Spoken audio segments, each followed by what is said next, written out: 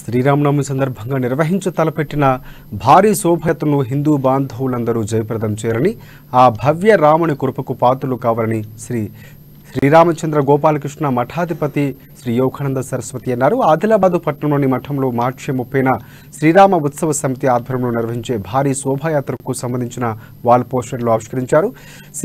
శ్రీ సీతారామచంద్ర గోపాలకృష్ణ మఠం నుంచి ప్రారంభమైన ప్రధాన పురవీధుల గుండా భవ్య రాముని శోభయాత్ర కొనసాగుతుందని శ్రీరామ ఉత్సవ కమిటీ సభ్యులు తెలిపారు.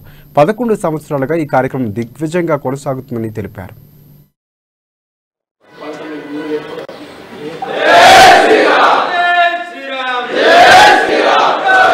మన ఆదిలాబాద్ నగరంలో గత 11 సంవత్సరాల నుంచి హిందూ యువత మొత్తము ఏకీకృతమై ఒకే తాటిపైన హిందూ యువత అందరూ ఈ శోభయాత్రలో పాల్గొనడం జరుగుతున్నది.